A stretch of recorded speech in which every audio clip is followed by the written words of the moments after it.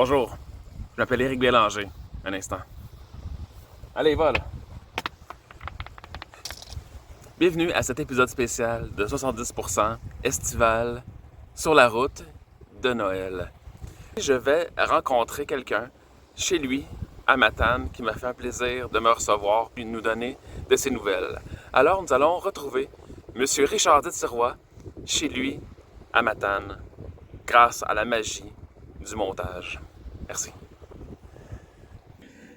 Mais bonjour, mais merci beaucoup Richard de m'accueillir chez toi pour un petit topo pour le douteux. En fait, je pense que les gens vont être très contents d'avoir de tes nouvelles. Ça fait quand même quelques années que... Ben, ça va faire 3 ans le 20 septembre que j'habite à Matane. En fait, j'habite dans la maison où je suis né, la maison qui a été à mon grand-père. Mon grand-père est décédé en 77.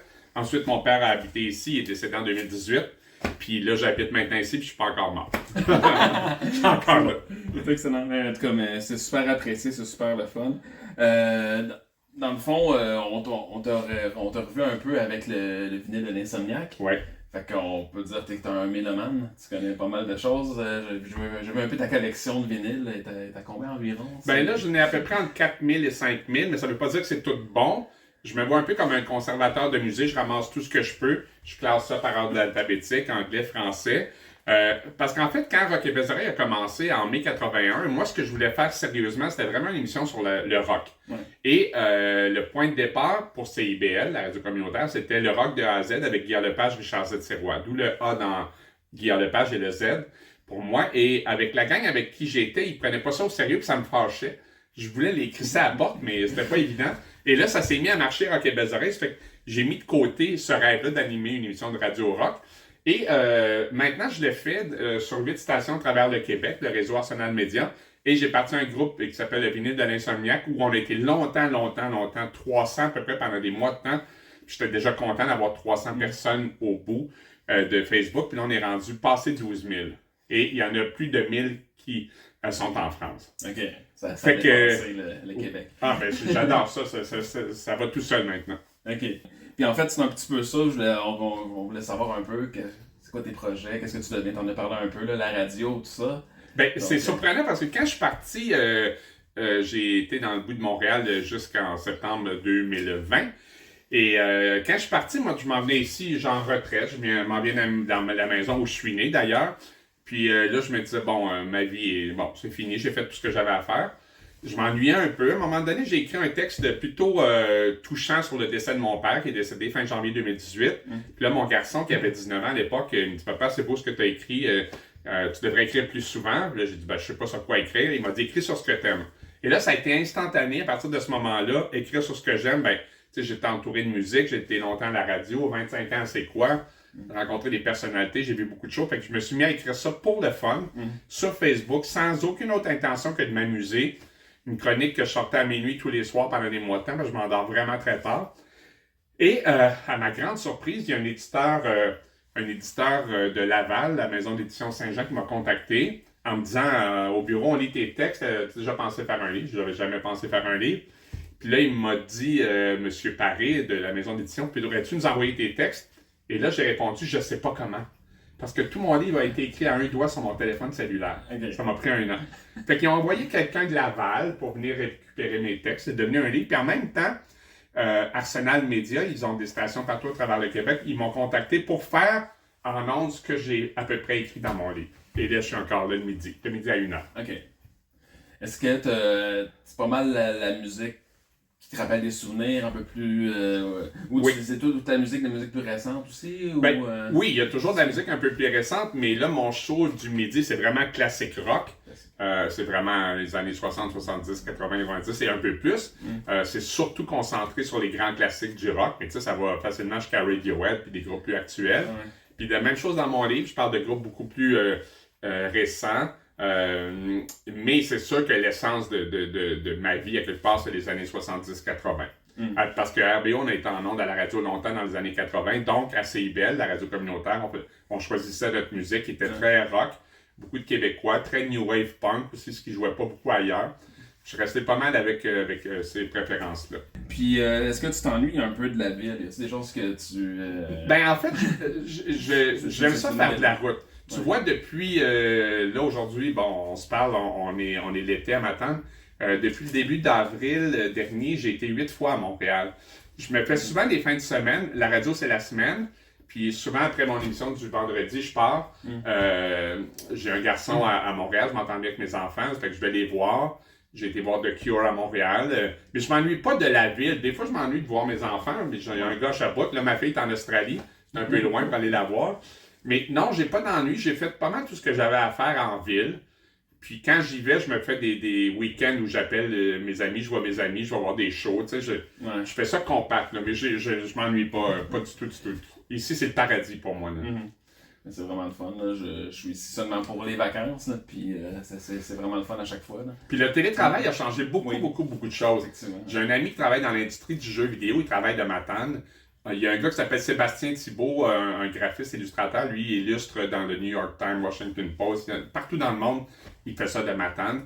J'ai écrit mon livre d'ici, moi. Tu sais, je fais de la radio d'ici qui va vers d'autres villes. Fait que la technologie fait en sorte qu'il y a beaucoup de gens qui sont ici.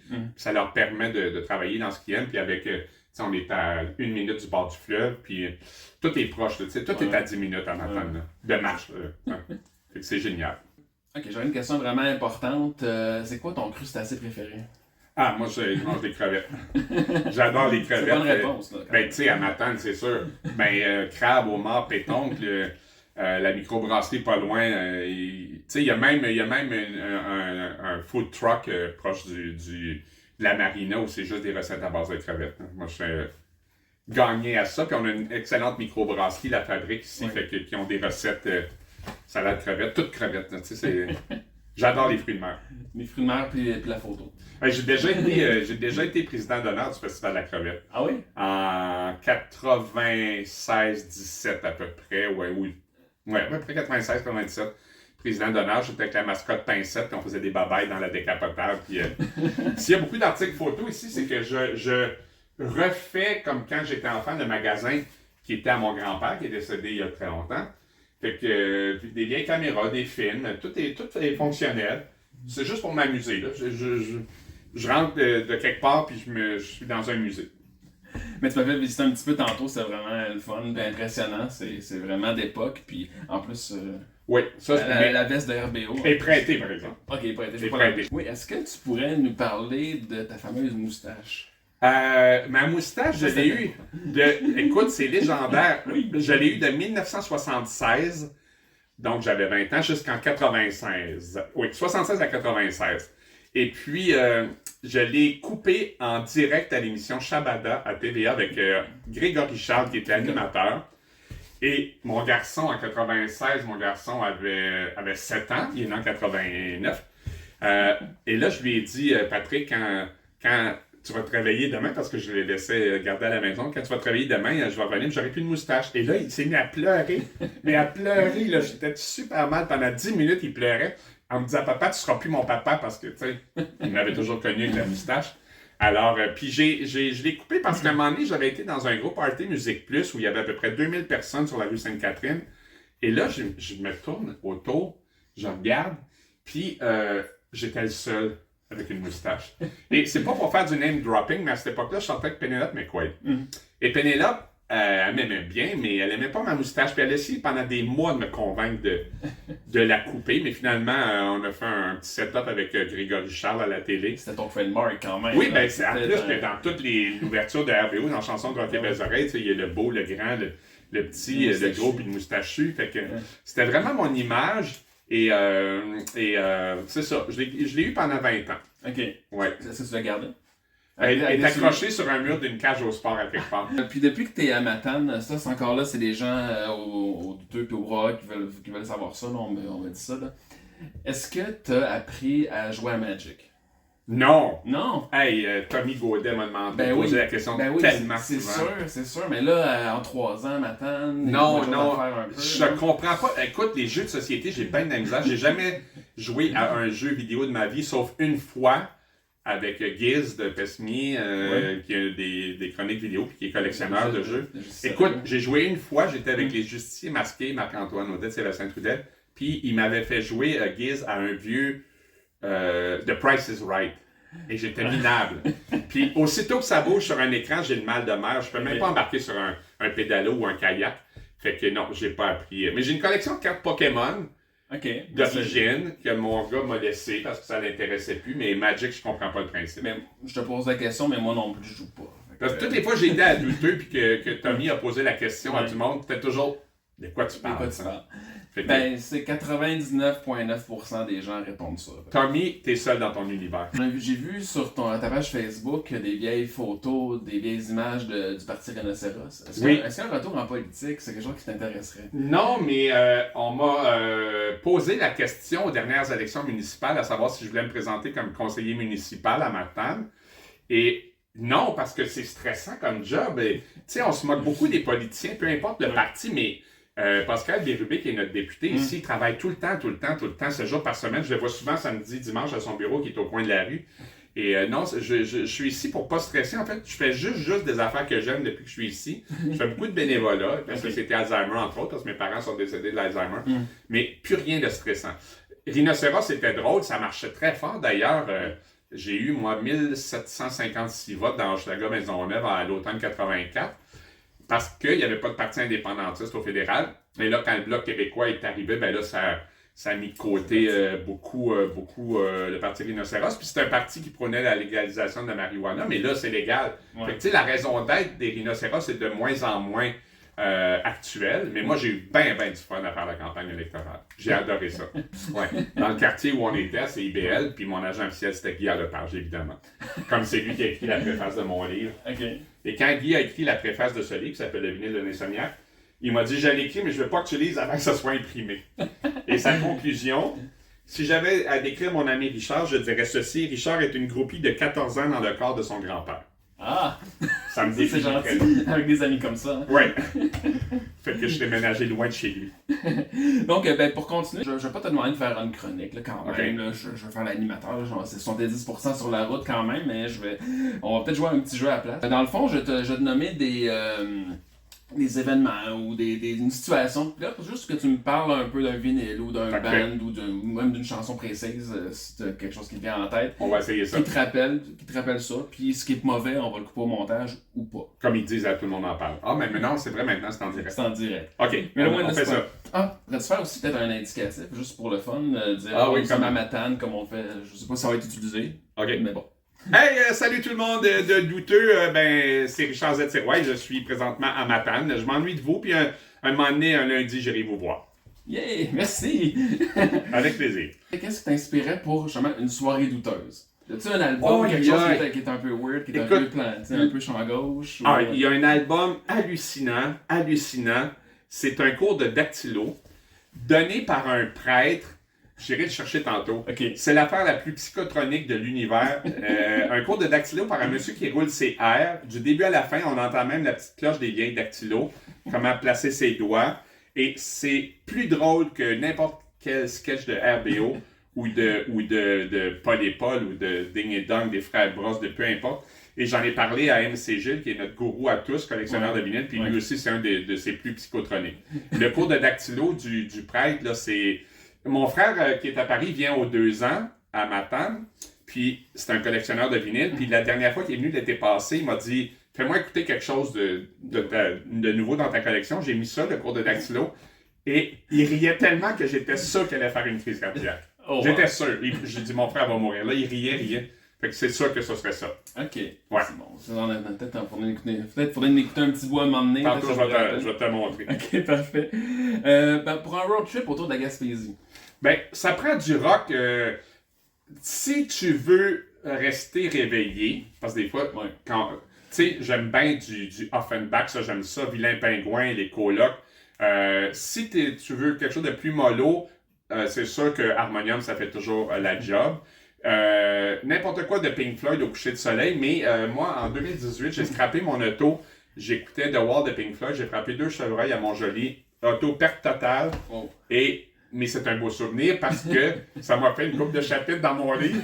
Mais j'ai scrappé ma voiture en écoutant Pink Floyd. Mais tu sais, tout ce qui est classique rock, le Springsteen, ça s'écoute bien. Tu sais, la musique. Les Doobie Brothers, c'est excellent. Oui, Doobie Brothers, Eagles, des groupes de chants. OK. Puis Offenbach, toujours un classique. Plume, bien sûr. Puis dans un char, mais dans un autre contexte, par exemple à Montréal, dans les réparations, Là, dans le trafic. Je stresse tout le temps. Dans la vie, je te dirais que je suis pas mal toujours zen. J'ai toujours la même morale. Je suis toujours pareil, moi, 12 mois par année, 7 jours par semaine. Puis j'aime ça, quand je vais voir mes enfants à Montréal, je regarde la météo. Une journée comme aujourd'hui, c'est extraordinaire. Je prends la route, je suis zen pendant 6 heures. Quand j'arrive à la 30 et la 20, je capote. Et la première fois que j'ai été voir mon garçon qui est dans Villeray, sur Saint-Dominique, coin Beaubien, prox, là, une demi-heure de temps à tourner en rond, pas de parking. Et là, moi qui étais parti de m'attendre 13 ans, là, j'appelle mon gars, dans quel style de calice, de tabarnak, de crise de quartier, de merde. Je m'excuse. Tu mettras des non, on va les garder. Puis, tu sais, le trafic, ça me rend dingue. Ouais. Mais là, je baisse le son parce qu'il faut que je me concentre pour trouver une place de stationnement. Et là, mon gars m'avait dit, papa, mets-toi en double, je connais un peu le quartier. Lui, ça fait 10 ans qu'il est là. Fait que, non, mais ça me rend hystérique. Puis t'écoutes rien. Non, faut que je baisse le son parce que je pogne les nerfs. C'est sûr que je pogne les nerfs. C'est sûr. C'est bon.